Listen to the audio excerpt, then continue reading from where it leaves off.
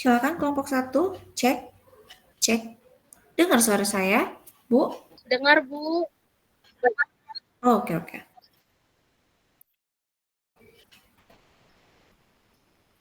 Ya, silakan.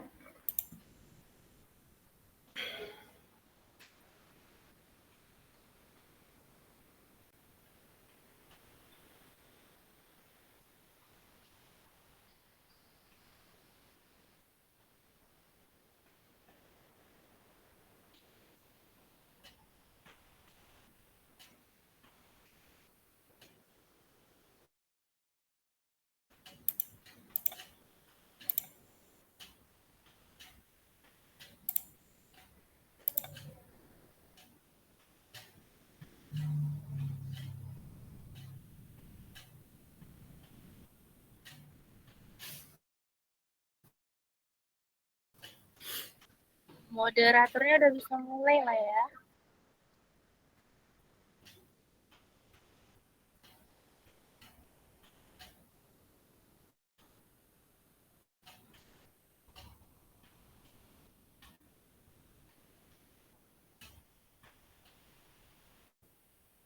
Ovi.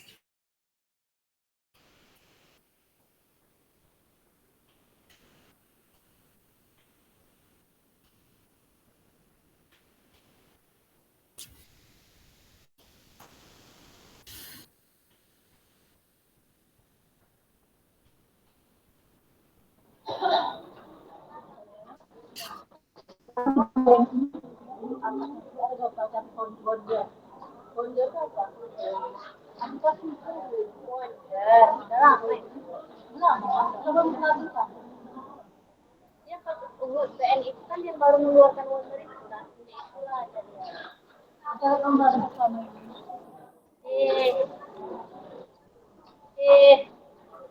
Tapi dia pakai wonder kan? Ada transaksi pakai wonder kan? Kemarin kan buka punya wonder.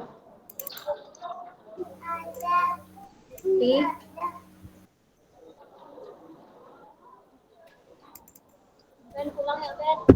Mulai deh.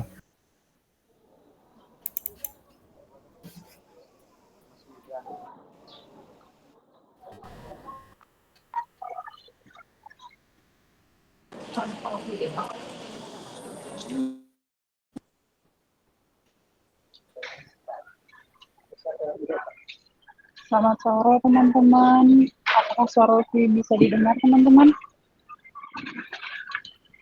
Kurang kuat ya. Bisa, Ovi. Bisa kak? Kurang kuat aja ya kak. Aduh, kak ini karena masih di rumah sakit, tapi kira-kira bisa didengar ya teman-teman ya.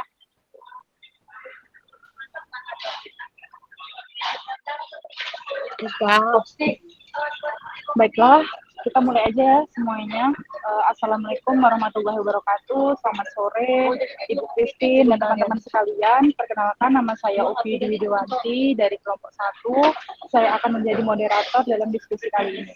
Sebelumnya, perkenalkan anggota dari kelompok 1 yang beranggotakan ada 9 orang. Yang pertama saya sendiri, Ovi Dwi Dewanti, ada Audrey Yosefina, Mentari Rizky, Hanan Hilmi Astrinesia, Mentari Faiza, Vanessa Amori, Hafizah Haura, Dini Febriani. Baiklah, topik yang akan kita bahas pada presentasi kali ini adalah tentang bencana alam, yaitu banjir. Tidak berlama-lama lagi, kita lanjutkan ke sesi materi. Kepada Audrey, saya persilahkan untuk memaparkan materinya. Terima kasih kepada Ovi sudah memberikan waktu kepada saya dan juga terima kasih kepada Bu Christine telah meluangkan waktunya untuk melihat hasil presentasi kami. Nah, di sini kelompok kami adalah kelompok 1 yang akan membahas bencana alam tentang banjir. Nah, dari sini kami juga akan membahas tentang latar belakang banjir, tinjauan pustaka, dan juga nanti ada saran dan pertanyaan dari setiap kelompok. Banjir sendiri mempunyai latar belakang, yaitu Indonesia adalah salah satu negara berkembang yang rentan akibat berbagai bencana alam, terutama banjir. Banjir sudah biasa melanda Indonesia, terutama pada musim hujan. Hal ini mengakibatkan dampak yang sangat buruk pada kehidupan manusia, ekonomi, dan lingkungan. Banjir tersendiri adalah debit aliran sungai yang secara relatif lebih besar dari biasanya, normal akibat hujan yang turun di hulu atau di suatu tempat secara terus-menerus, sehingga tidak dapat ditampung oleh alur sungai yang ada. Penyebab dan dampak banjir, penyebabnya ada dua. Yang pertama adalah banjir akibat alami dan banjir akibat aktivitas manusia. Dampak yang diakibatkan oleh banjir adalah kerusakan lingkungan fisik, kerugian ekonomi, masalah kesehatan, sulitnya air bersih, terhambatnya aktivitas warga, dan munculnya korban jiwa. Manajemen banjir meliputi yaitu ada mitigasi atau upaya untuk mengurangi risiko banjir dan dampaknya dengan cara yang proaktif. Yang kedua ada tanggap darurat, itu ada evakuasi ke tempat yang lebih tinggi, waspada terhadap arus bawah, dan matikan saklar aliran listrik. Yang ketiga ada rehabilitas dan rekonstruksi, bertujuan untuk memperkuat kapasitas masyarakat dan infrastruktur untuk menghadapi banjir di masa depan. Berikut adalah statistik kejadian banjir Indonesia dari tahun 2021 hingga tahun 2023 bisa dilihat terjadi penurunan signifikan kejadian banjir di mana di tahun 2021 ada 1.791 kejadian banjir, di tahun 2022 ada 1.531 kejadian banjir dan di tahun 2023 ada 1.225 kejadian banjir.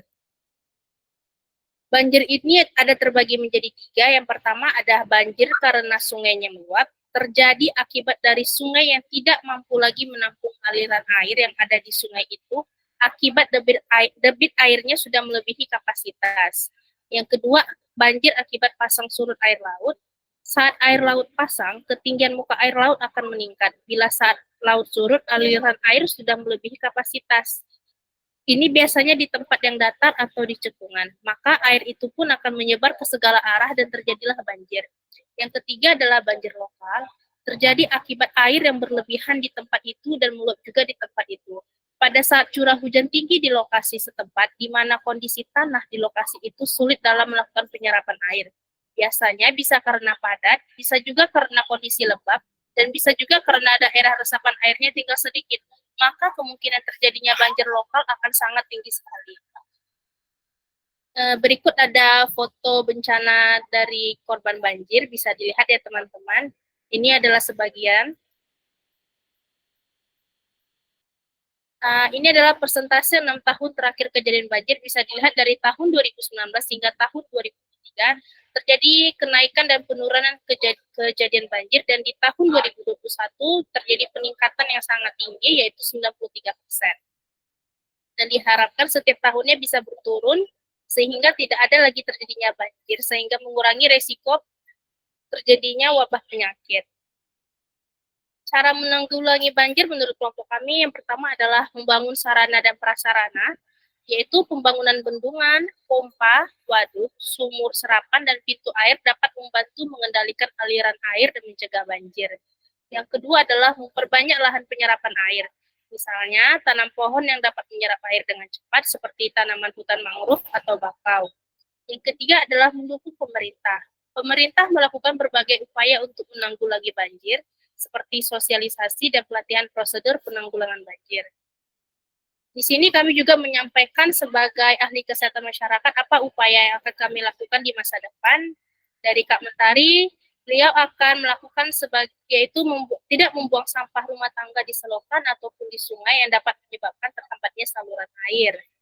Dan dari Kak Mentari Faiza Azahra, mengajak masyarakat untuk mulai membiasakan menggunakan barang-barang yang tidak sekali pakai dan mendaur ulang barang-barang yang sekiranya berguna agar lingkungan tidak menjadi kotor. Dan dari Kak Vanessa, mengadakan gotong royong setiap minggu untuk mencegah terjadi penyumbatan di saluran air. Dan dari Kak Hasri, memperbanyak menanam pohon atau tanaman. Pohon memiliki peran penting dalam menyerap air hujan sehingga dapat mengurangi resiko banjir. Dan dari Kak Hafiza, yaitu dengan mengedukasi dan menghibau masyarakat sekitar terkait dampak dan bahaya dan akibat kelalaian yang mungkin biasa dilakukan oleh masyarakat sekitar, pada umumnya seperti membuang sampah sembarangan dan kurang peduli terhadap lingkungan sekitar dan perlu adanya demonstrasi hidup bersih dan sehat. Dari Kak Dini, selalu buang sampah pada tempatnya, memperbanyak lahan penyerapan air dan tidak menebang pohon di hutan secara liar. Dan dari Kofi, yaitu melakukan yaitu dengan dari pemerintah membuat sumur resapan dan selokan yang baik, dilanjutkannya masyarakat yang buang sampah pada tempatnya, menjaga selokan dan aliran sungai agar tetap berfungsi dengan baik. Dan dari saya sendiri, yaitu dengan melakukan penyuluhan tentang banjir dan menjelaskan dampak yang diakibatkan oleh banjir, serta mengajak masyarakat untuk melakukan gotong royong kebersihan lingkungan dan penerapan pentingnya PHPS. Sekian dari kelompok kami. Jika ada pertanyaan, boleh disampaikan ke moderator. Dikembalikan ke moderator. Terima kasih.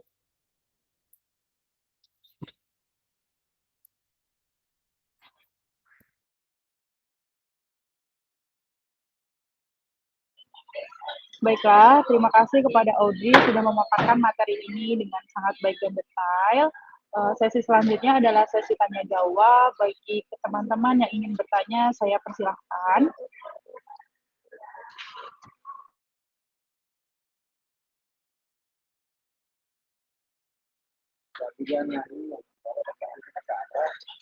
Bagi teman-teman yang ingin bertanya, saya persilahkan untuk menyebutkan nama, kelompok, beserta pertanyaannya.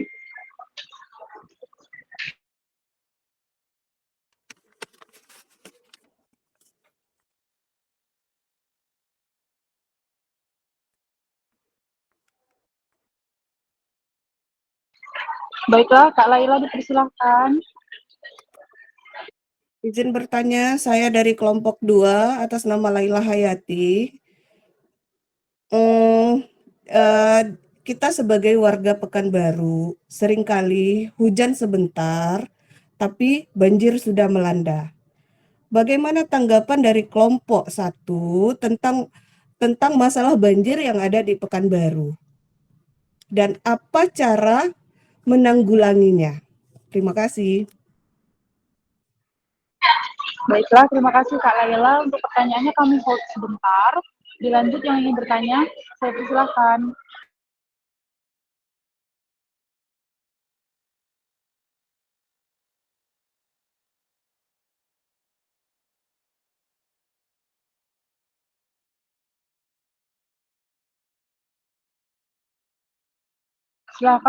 Silakan Pak Ferdizul untuk pertanyaannya.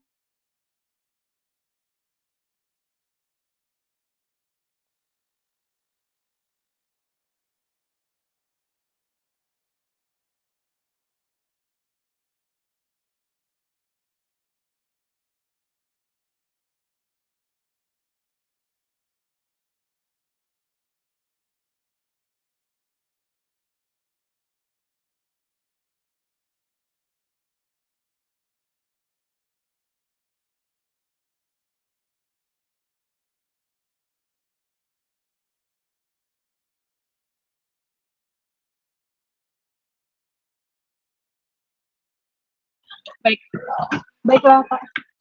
Oh ya, Pak Ferdinand dari kelompok 3 ya Pak ya. Baik, terima kasih ya Pak ya. Kami hold dulu pertanyaannya ya. Dilanjutkan, yang ingin bertanya, saya persilahkan.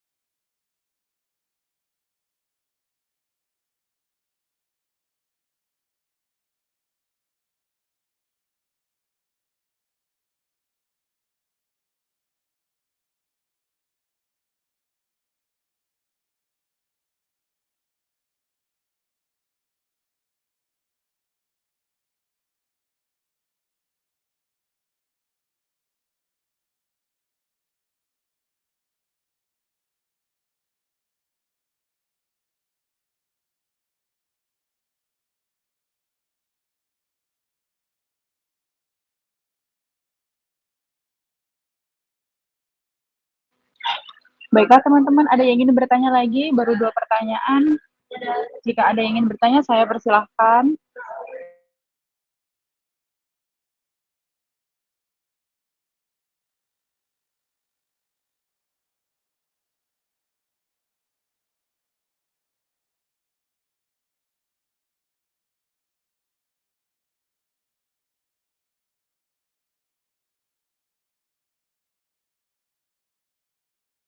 Izin bertanya kepada kelompok 1, kami dari kelompok 2.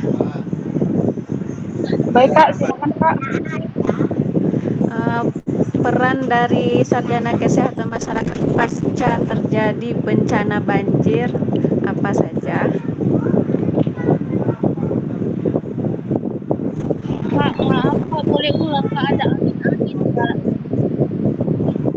Oh, ya. Peran dari sarjana kesehatan pasca terjadinya bencana banjir.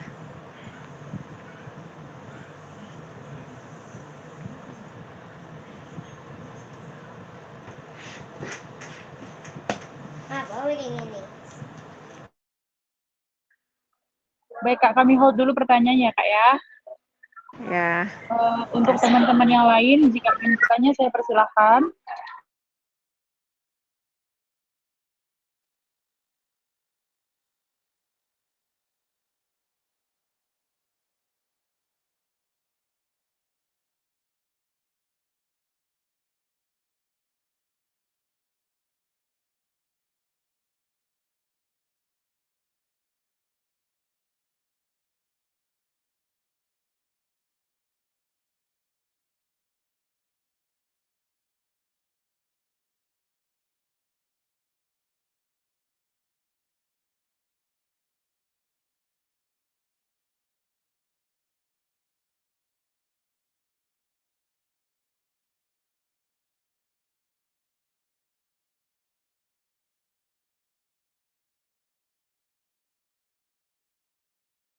Cukup 3 pertanyaan ya, Bu? Kan direspon kelompok 1. Baik Bu, tunggu sebentar ya Bu, kami hold dulu pertanyaannya. Kami lagi menyiapkan jawabannya. Nggak apa-apa ya Bu ya, mohon izin ya Bu. Silakan, Bu. Baik, terima kasih Bu.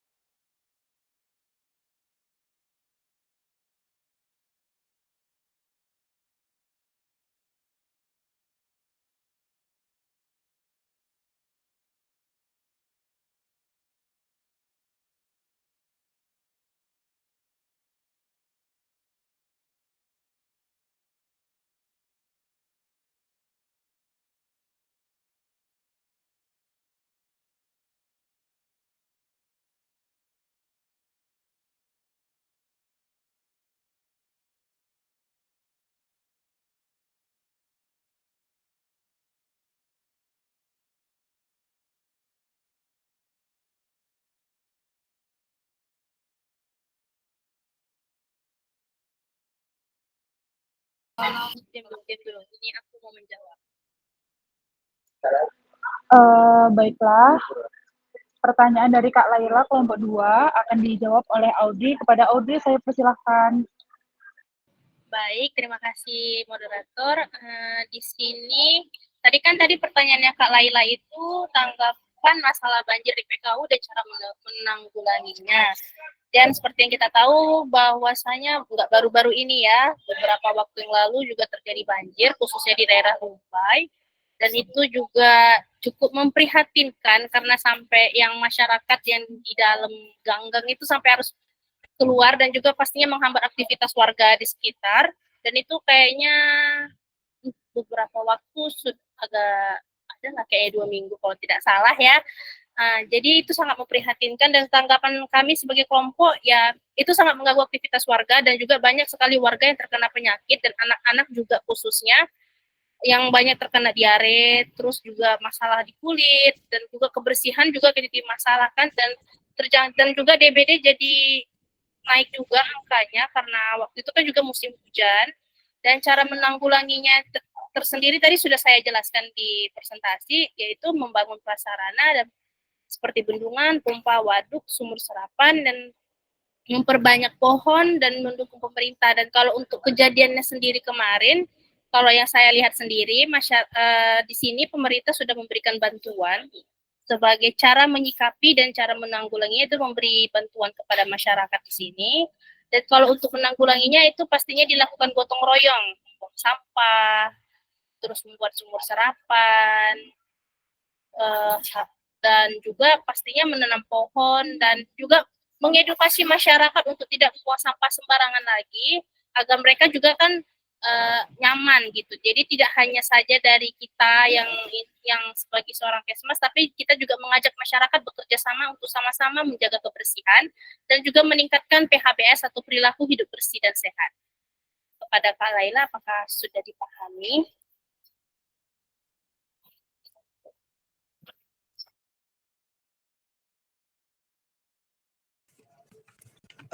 Begini, yang sering banjir itu yang saya lihat ya di daerah Sudirman, Jalan Sudirman itu sering banjir.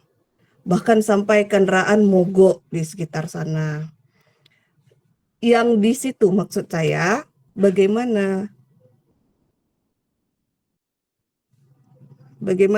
itu tuh permasalahannya apa kalau untuk yang di sana? Kalau yang Audrey lihat sendiri Kak, waktu itu sampah. Kebanyakan itu, enggak kebanyakan ya, mayoritas kejadian banjir ini sebenarnya membuang sampah sembarangan seperti buang ke selokan, jadinya bertumpuk-tumpuk, jadi aliran air itu nggak lancar. Jadi kalau misalnya hujan deras secara terus-menerus, kayak kemarin kan di Pekanbaru juga hujan terus-menerus, jadi alirannya tidak lancar. Jadi pasti terjadinya banjir. Dan sebenarnya kalau cara menanggulanginya itu tersebut, ya kita harus membersihkan sampah tersebut, tidak membuang dengan cara tidak membuang, terus harus rajinlah kita mengajak masyarakat untuk gotong royong minimal setiap minggu, agar sampah di selokan itu tidak menumpuk. Jadi dapat saya simpulkan dari jawaban kelompok 1, masalah banjir di Pekanbaru ini, terutama yang di Jalan Sudirman ya, itu adalah masalah drainase ya berarti ya? Iya Kak. Oke, terima kasih.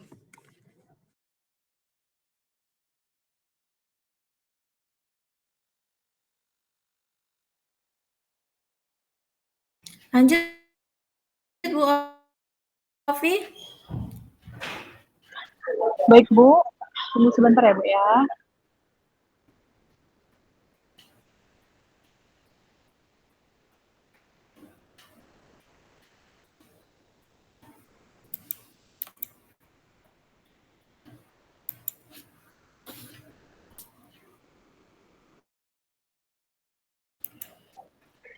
Selanjutnya pertanyaan dari Bapak Ferdizul, pertanyaan Pak Ferdizul yang akan dijawab oleh Kak Mentari.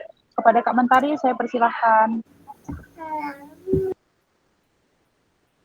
Boleh slide-nya di stop.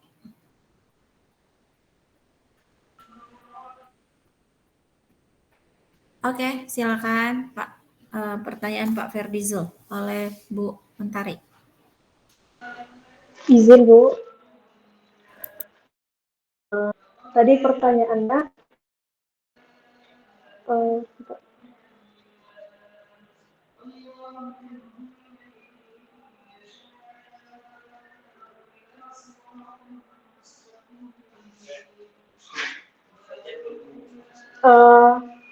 bagaimana peran dalam menyikapi maraknya penebangan pohon? Yaitu jawabannya, yang untuk langkah dasarnya mungkin kita bisa melakukan penyuluhan kepada masyarakat. Namun jika masih terjadinya penebangan pohon, kita selaku masyarakat mungkin bisa melakukan reboisasi atau menanamkan kembali pohon, lalu melakukan pengawasan atau pengendalian dan mempertegas peraturan perundang-undangan, lalu memberikan sanksi kepada pelaku. Gitu Bu. Bagaimana Pak Ferdizul?